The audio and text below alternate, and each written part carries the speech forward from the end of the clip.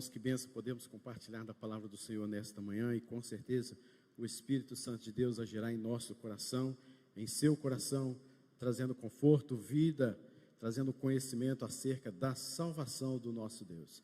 O tema da nossa igreja, fé, esperança e amor, tem de fato trazido ao meu coração momentos de refúgio na esperança, momento de quebrantamento na fé e o aumento do amor para com Cristo Jesus e para com o seu reino. E o texto-chave deste mês de janeiro, Lucas 1, versículo 75, eu quero que os irmãos abram sua Bíblia, neste evangelho mesmo, Lucas capítulo número 1, nós faremos a leitura dos versículos 67 a 80, Lucas capítulo 1, versículos 67 a 80, e vamos meditar neste texto, a palavra do Senhor, e Deus com certeza há de falar profundamente ao nosso coração. Lucas 1, versículo 67. Eu farei a leitura, os irmãos estejam prestando bastante atenção, colocando a sua mente agora no que está ocorrendo, nos acontecimentos aí deste texto. Lucas 1, 67. Zacarias, seu pai, o pai de João Batista, cheio do Espírito Santo, profetizou, dizendo: Bendito seja o Senhor, Deus de Israel, porque visitou e redimiu o seu povo, e nos suscitou plena e poderosa salvação na casa de Davi, seu servo, como prometera desde a antiguidade, por boca dos seus santos profetas, para nos libertar dos nossos inimigos e das mãos de todos os que nos odeiam, para usar de misericórdia com os nossos pais, e lembrar-se da sua santa aliança e do juramento que fez a Abraão, nosso pai, de conceder-nos que, livres das mãos de inimigos, o adorássemos sem temor, em santidade e justiça, perante ele todos os nossos dias. Tu, menino, serás chamado profeta do Altíssimo, porque precederás o Senhor, preparando-lhe os caminhos para dar ao seu povo conhecimento da salvação, no redimi-lo de seus pecados, graças à entranhável misericórdia de nosso Deus, pela qual nos visitará o sol nascente nas alturas, para alumiar os que jazem nas trevas e na sombra da morte, e dirigir os nossos pés pelo caminho da paz.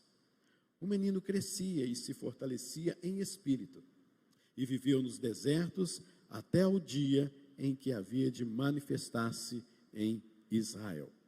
Amém.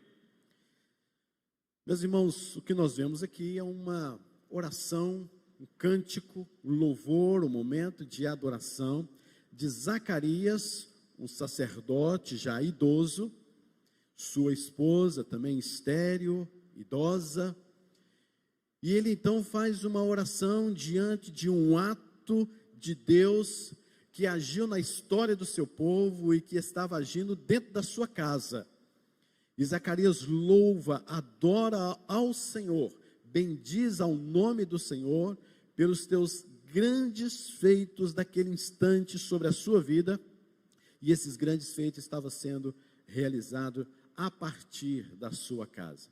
Ele bendiz ao nome do Senhor, ele estava cheio do Espírito Santo, e ele profetizou este cântico ao Senhor. Meus irmãos, qual era a situação do povo de Israel antes de Cristo nascer, antes de João Batista nascer, antes mesmo de ser predito o seu nascimento? Qual era a situação do povo de Israel? Para isso devemos ir ao Antigo Testamento e vamos passar rapidamente no que diz respeito às palavras e profecias dos profetas sobre a situação daquele povo. O povo de Israel no Antigo Testamento, segundo os profetas, o povo andava em trevas, andava em pecado, andava distante do Senhor, na escuridão dos seus corações maliciosos, depravados, oprimidos. Aquele povo andava, segundo o profeta Isaías especialmente, desgarrado como ovelhas. Não tinham cuidado pastoral, não se importavam com a palavra de Deus, eram sempre desobedientes, não havia um norte. Cada um se desviava pelo caminho. O profeta Isaías continua também dizendo que era um povo cheio de enfermidades, devido aos pecados, consequência da rebeldia e da separação, do distanciamento de Deus. Era um povo também cheio de dor, um povo cheio de dores, devido à sua própria história no passado. Um povo que transgrediu as ordens do Senhor. Foi considerado um povo iníquo, mesmo sendo eleitos, mesmo exercitando a fé em Deus, porém considerado como iníquo. Por quê? Porque a iniquidade praticada dentro do povo de Deus é aquele pecado, aquele erro cometido, sabendo que é contra a vontade de Deus, sabendo que Deus reprova aquele tipo de atitude, e ainda assim o povo continua fazendo os seus erros, praticando os seus pecados. Então foi considerado também pelos próprios profetas um povo iníquo. Era um povo, querido, completamente perdido. Imaginemos, por exemplo, uma caravana de pessoas, muitas pessoas, perdidas, numa escuridão total, sem esperança em seus corações, desesperados, aflitos, cada um fazendo o que dava na teia, e mais, não somente isso, mas o inimigo à espreita, o inimigo ali armado, pronto para atacar, pronto para matar, pronto para oprimir, matando os seus filhos, como aconteceu lá na época de Moisés, quando ele nasceu em Êxodo capítulo 1, capítulo número 2, perseguindo os que tinham aquela palavra de esperança, os profetas, maltratando, oprimindo. Meus queridos, que situação terrível do povo de Deus no Antigo Testamento. Esses inimigos oprimiam o povo. Este povo era considerado por alguns profetas como presos, oprimidos. Reis poderosíssimos da época se levantaram exatamente contra esse povo, invadiram as suas cidades, colocou fogo nas suas cidades, entrou no templo sagrado do Senhor, roubou os seus objetos sagrados, levou para o seu próprio país, para a sua nação. Mas acima de tudo, este povo, nós vemos que era um povo preso também na sua vida espiritual. Se você quer ver um pouco mais desta realidade, leia o livro de Lamentações, Lamentações de Jeremias, o profeta que profetizou o cativeiro e fez parte do cativeiro. Ele profetizou e viu as coisas acontecendo. E ele escreve um livro sagrado que é conhecido como Lamentações. Por que Jeremias está lamentando? Por causa de todas essas situações horríveis ocorridas no povo de Israel. O próprio povo abusavam de crianças virgens. O próprio povo, diz lá o texto de Lamentações, que as mães cozinhavam seus próprios filhos e filhas para alimento. Já pensou você matar o seu filho, cozinhar o seu filho e comer a sua carne depois?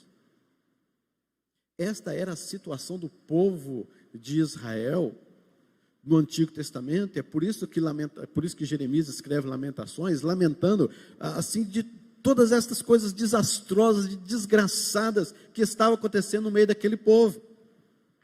Mas havia, queridos, algumas coisas acontecendo também no coração de alguns dentre este povo. O que tinham em seus corações? Havia uma esperança no coração daquelas pessoas, de muitas delas, pelo menos. Ainda que essa esperança às vezes era esquecida, ofuscada, mas ainda havia a esperança de um livramento. O livramento era ansiosamente esperado, e o povo era constantemente relembrado pelos profetas, com diversas profecias que lhes infundiam em seus corações, mostrando, queridos, a realidade da esperança que viria. Cristo Jesus, como hoje nós sabemos, o Messias esperado. Então essa esperança deveria acender a chama em seus corações. Essa era a esperança sobre a qual o povo deveria caminhar.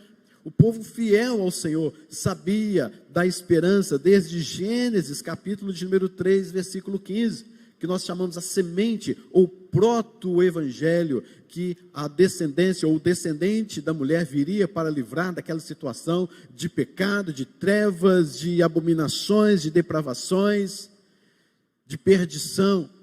E essa esperança foi passada para os filhos, foi passada para Abraão, e Abraão faz uma aliança com o Senhor, ou seja, Deus faz uma aliança com Abraão, e desta aliança Deus estava prometendo fazer uma grande nação. E essa nação continua pecando, errando contra o Senhor. Essa nação cresce, essa nação se desenvolve naquela região da Palestina e tantos outros lugares. Vemos a família de José indo para o Egito, vemos o povo no Egito, e esta nação, este povo está crescendo, e com a esperança de que Deus iria um dia tratar com as suas vidas, com os seus corações, de forma a mudar e a transformar o sentido propriamente da vida. Mas quando será esse dia? Eles não sabiam. Se você estivesse lá, você também não sabia. Mas você tinha esta fé, você tinha essa esperança e o amor a Deus, a adoração a Deus, de que esse dia iria chegar. Então vieram os profetas, levantando isso em seus corações. Mas eis que num certo tempo, as profecias também cessaram. Aí pronto, né? Agora acabou.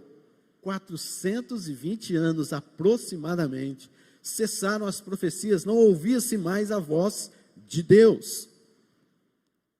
E nesse momento, muitas coisas acontecem dentro desse povo. Esse povo é novamente oprimido, este povo é novamente humilhado por reis, por imperadores, por homens iníquos que praticavam coisas corruptas diante de Deus e diante do povo. E este povo de Israel está aí também neste meio, sem ouvir sequer uma profecia, uma palavra de Deus. De repente,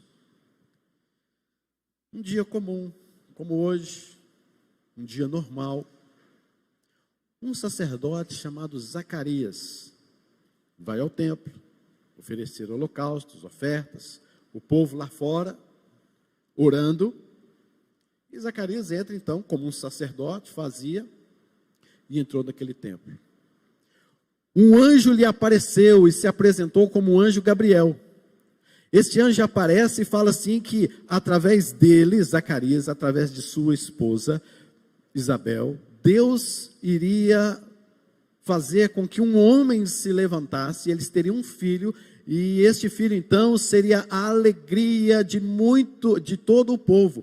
Muitos se regozijarão por causa do seu filho, disse o anjo a Zacarias. Zacarias se assusta, Zacarias tem aquele impacto, mas Zacarias disse assim, mas como vai suceder isso? Capítulo de número 1, versículo de número 18, então perguntou a Zacarias ao anjo, como saberei isto? Pois eu sou velho, e a minha mulher, avançada em dias, e vemos um pouco mais à frente, que ela também era estéril. E Zacarias, então, o que aconteceu? Ele duvidou da palavra daquele anjo. O que aconteceu com ele? Ele ficou mudo. A sua mulher se engravidou, e durante 9 meses, pelo menos, Zacarias não falou absolutamente nada. Ficou mudo. Não podia nem conversar com a criança, né? Oi, filhote, né? Oi, coisa boa, você dentro do ventre da sua mulher. Estava mudo, 9 meses pelo menos, ele ficou mudo. Mas no certo dia, então, nasceu o bebê. E eles ali falando, como que vai ser o nome? Vai ser esse, vai ser esse. Aí Isabel disse, vai ser João. O povo assusta, mas não tem ninguém da sua família com esse nome. E Zacarias pega uma tabuinha, né? E escreve, João será o seu nome. Todo mundo, vai, então tá bom, vai ser João, ok. E João, então, naquele dia da circuncisão, quer dizer, 9 meses, mais 8 dias, João volta a falar. Graças a Deus, João volta a falar. E no capítulo de número 1, versículo 64, diz assim, imediatamente a boca se lhe abriu e desimpedida a língua falava louvando a Deus. E este louvor que Zacarias então descreve aqui acerca de Zacarias, estão aí nesses versículos 67 a 79. Zacarias louva ao Senhor, e ele adora ao Senhor pelos teus grandes feitos.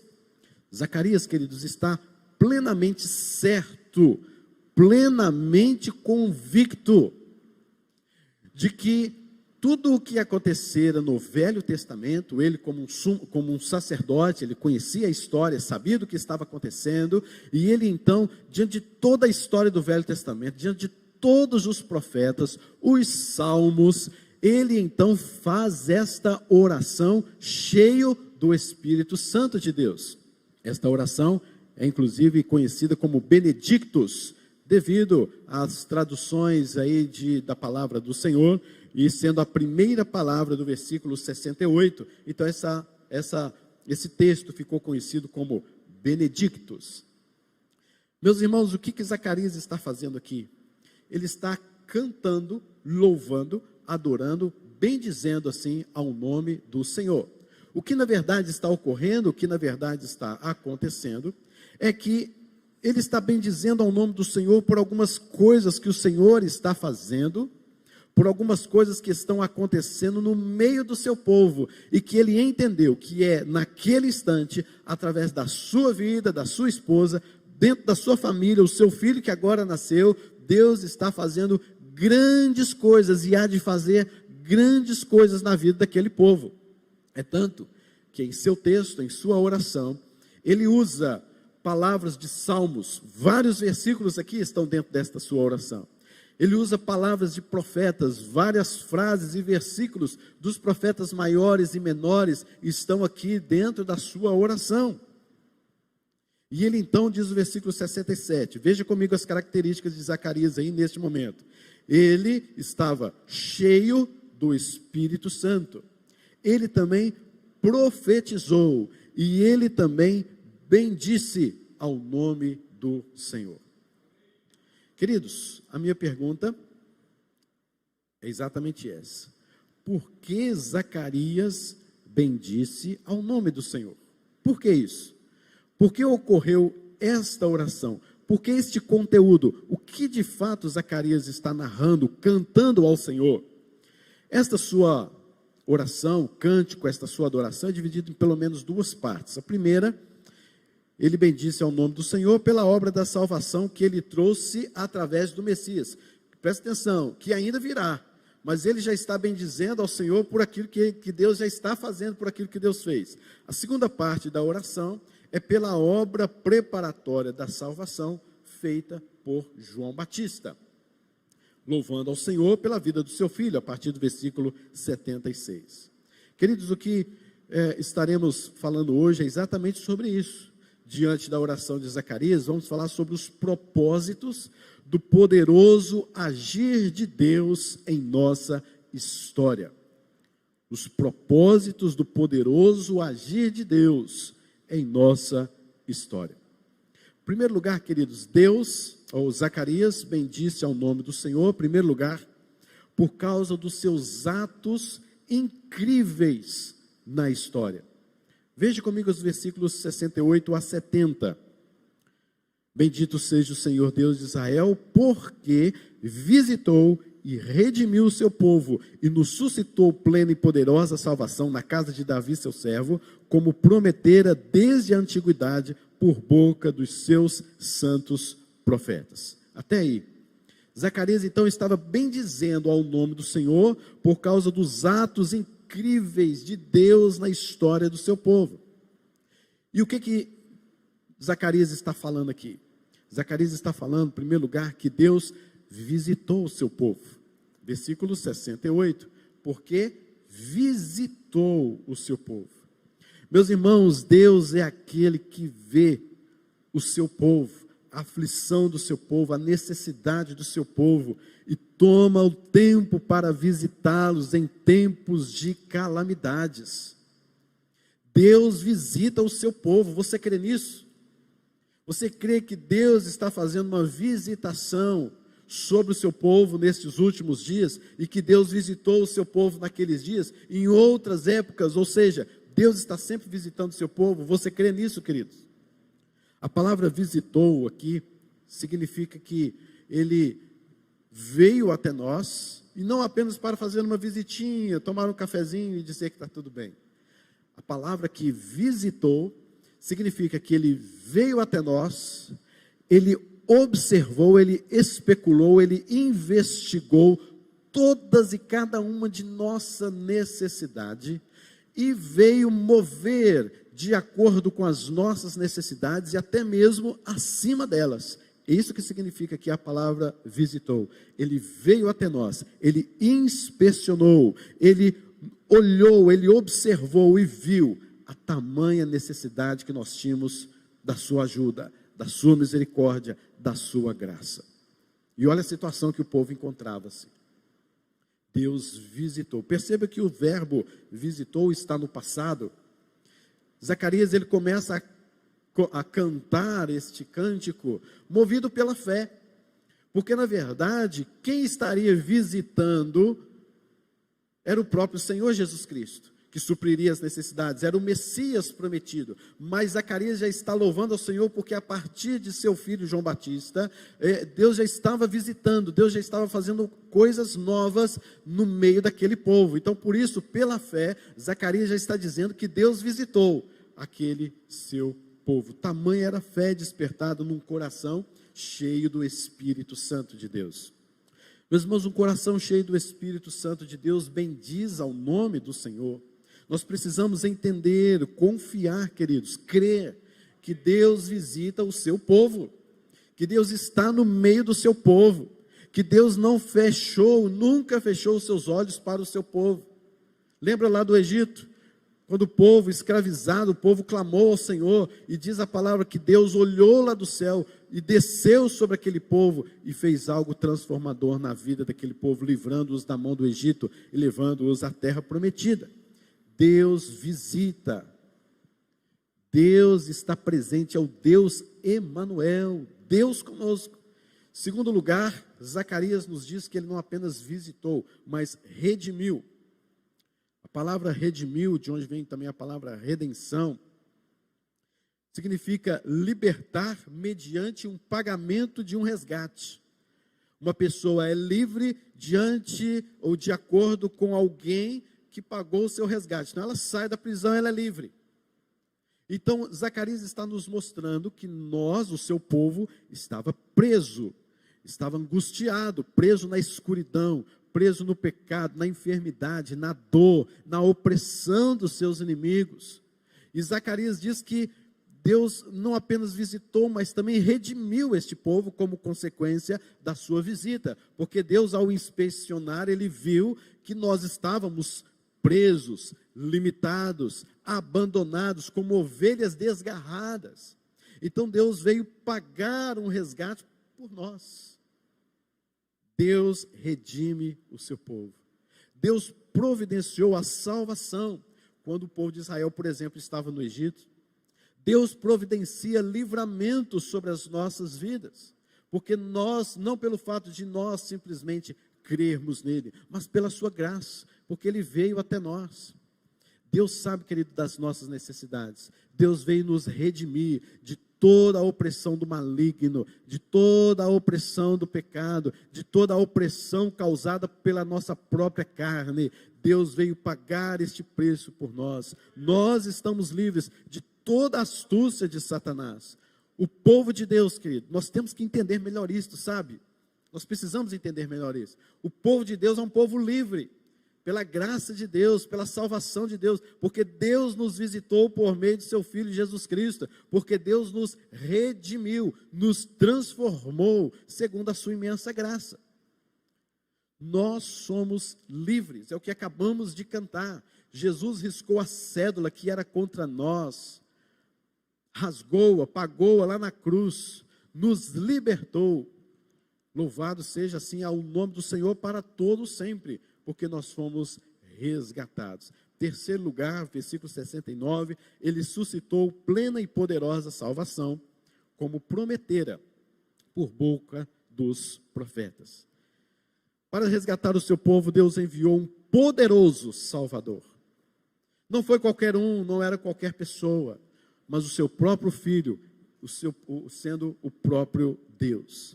É interessante quando você observa essa palavra poderosa, salvação.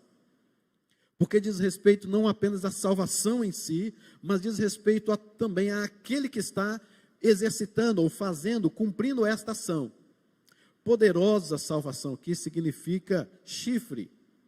O que significa isso? Você vê chifres aí no decorrer da Bíblia, né? Principalmente no livro de Apocalipse. Chifre significa, queridos, um animal com uma força excomunal, que não tem ninguém para ele, não tem predador que possa prevalecer contra ele. No único golpe do seu chifre, ele destruiria qualquer tipo de inimigo, qualquer obra contra a vida dele.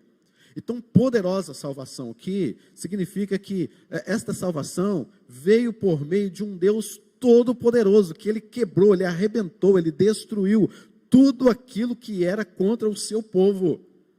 Toda a opressão, seja ela política, econômica, toda a opressão espiritual de Satanás, da minha carne, seja em qualquer área das nossas vidas que antes nós andávamos desgarrados como ovelha, Deus nos deu uma poderosa salvação por meio de Cristo Jesus, nosso Senhor. Obrigado, Diácono Eribaldo.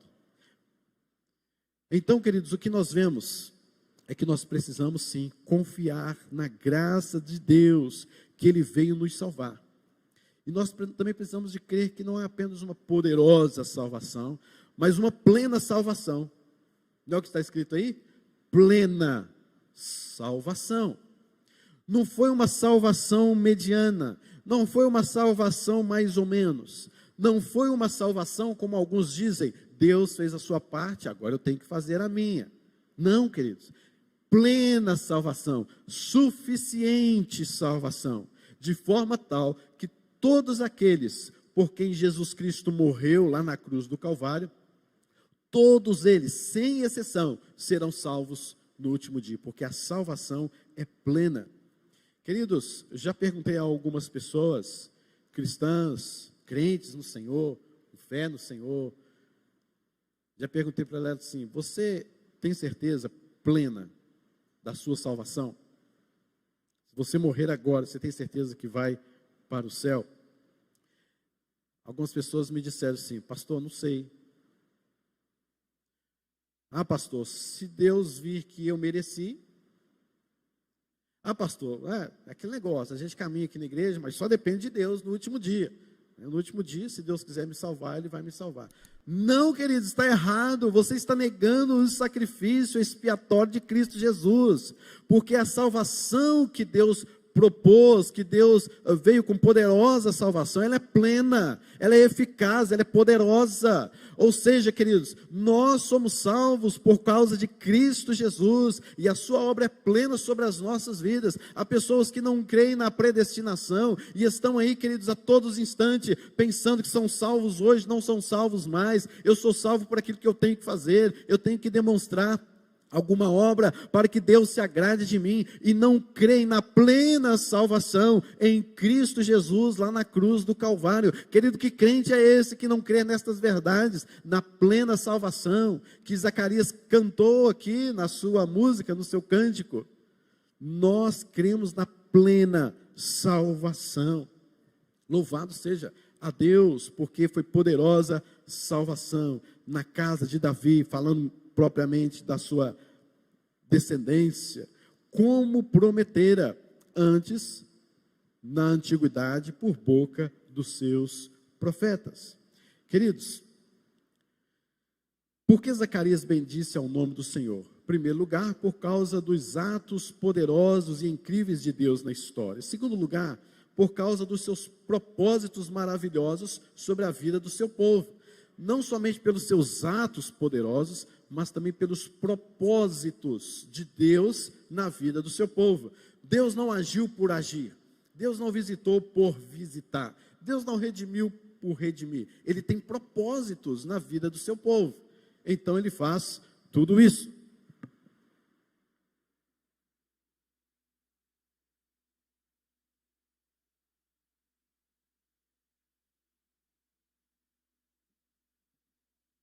Vou olhar as palavras aqui um pouquinho, né? Mas versículos 71 a 75 nos diz, começa assim o versículo 71, Ou seja, há uma objetividade, há uma finalidade, um propósito de todos estes atos incríveis de Deus, para nos libertar dos nossos inimigos e das mãos de todos os que nos odeiam, para usar de misericórdia com os nossos pais e lembrar-se da sua aliança, do juramento que fez a Abraão, nosso pai, de conceder-nos que, livres então das mãos de inimigos, o adorássemos sem temor, em santidade e justiça perante ele todos os nossos dias. Que coisa linda, né? Que oração assim maravilhosa desse homem, meu Deus, que inspiração, que homem cheio do Espírito Santo, para entender e colocar isso num cântico ainda, né? Olha que coisa maravilhosa, né? Colocou isso ainda em cânticos, em cifras musicais.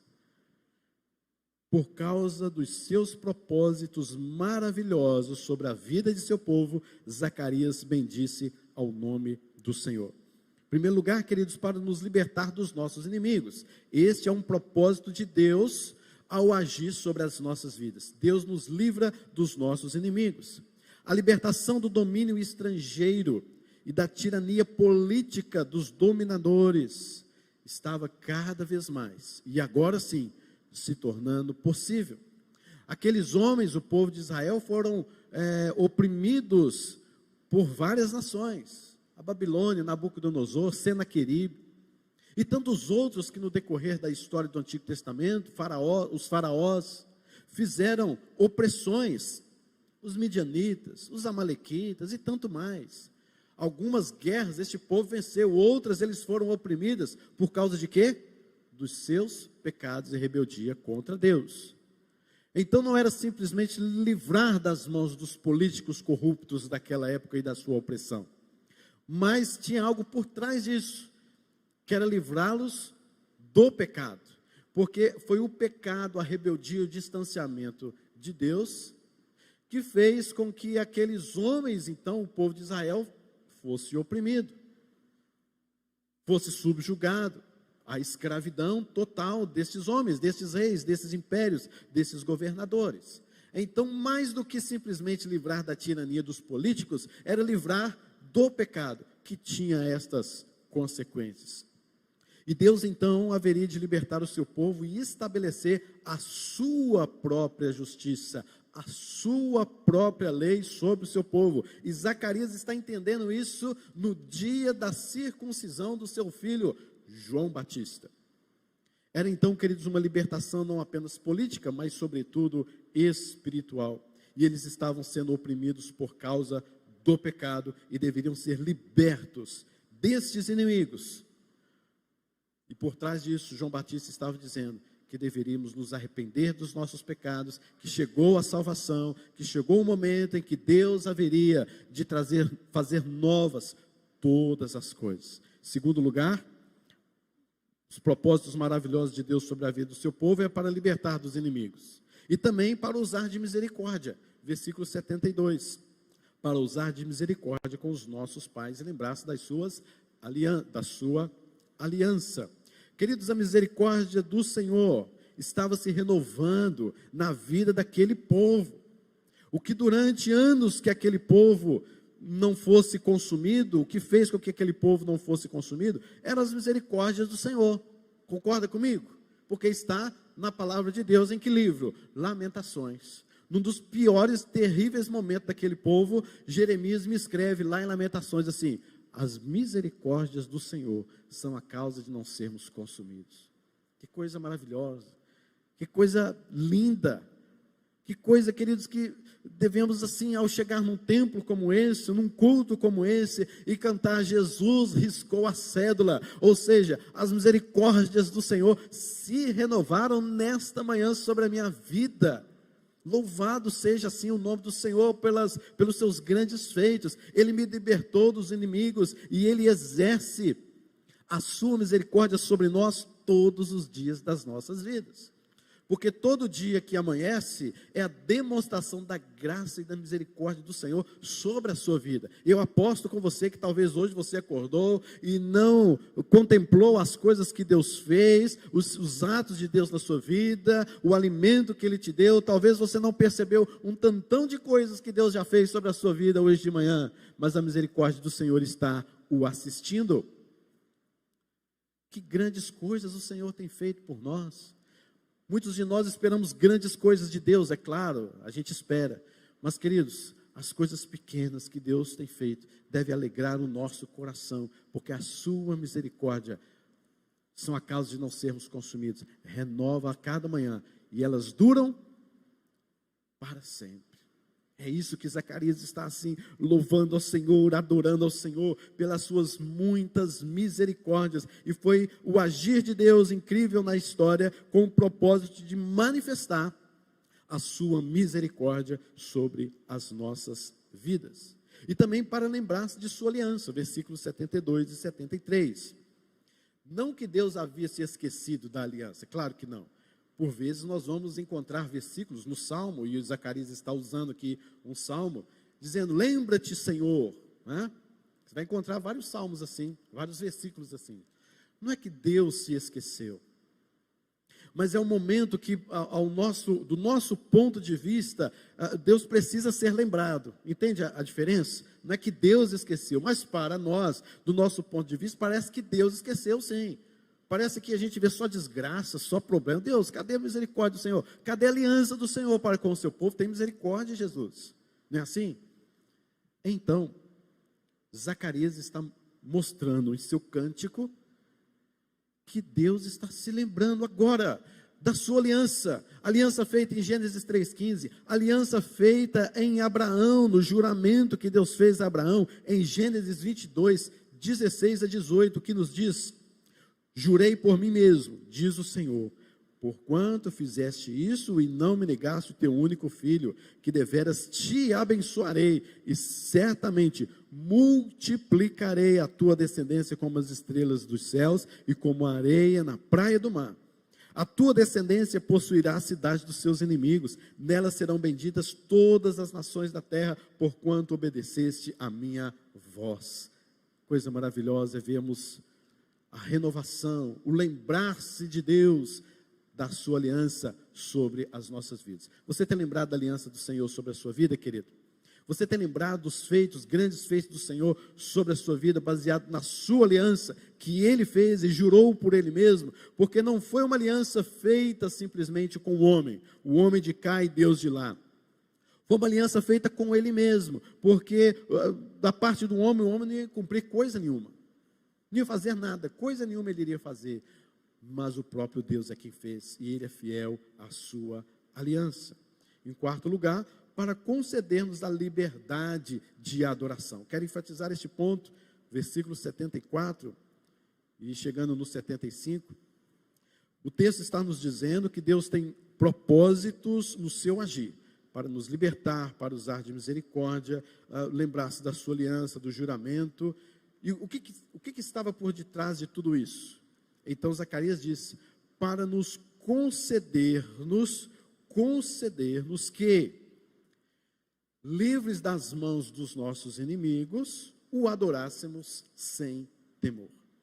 Meus irmãos, para concedermos a liberdade de adoração, foi que Deus interveio na nossa história, para que nós o adoremos sem temor, em santidade, em busca de santidade, em justiça, perante Deus e todos os dias. Zacarias canta que a salvação tem demonstrações práticas. Para conceder, a palavra aí, onde está escrito no versículo 64, conceder-nos, significa dar a oportunidade de alguém que até então não podia, mas agora pode fazer algo, pela liberdade que alguém deu para ele. Bonito isso, né? Conceder, Deus concedeu a nós que não podíamos fazer absolutamente nada, mas Deus concedeu por um ato seu na história, na nossa vida, Ele nos deu agora a oportunidade de fazer algo. E que algo seria esse? Aquilo que Israel sempre desejou e tinha em seu coração: de adorar ao Senhor. Por que nós fomos criados? Você sabe a resposta. Para adorar a Deus, glorificar o seu nome, gozar da sua presença eternamente. E tudo isso que Zacarias está falando, ele está agora colocando como o ápice do momento esses versículos, de que tudo isso aconteceu para que Deus concedesse-nos, agora longe dos nossos inimigos, livres dos nossos inimigos, concedeu-nos que nós podemos adorar ao seu nome. Queridos, aqui descreve uma pessoa numa grande expectativa para fazer algo e não podia, e agora tem esta oportunidade. E aqui a adoração é um serviço religioso. Ele efetua a tarefa de propósito maior, que é cultuar ao Senhor. O povo de Israel, por mais pecadores que eles fossem, e aconteceram tantas e tantas tragédias e coisas, no coração deles, eles tinham a noção, ainda que pequena, ou às vezes um pouquinho mais esclarecida, de que eles foram criados para adorar o Senhor.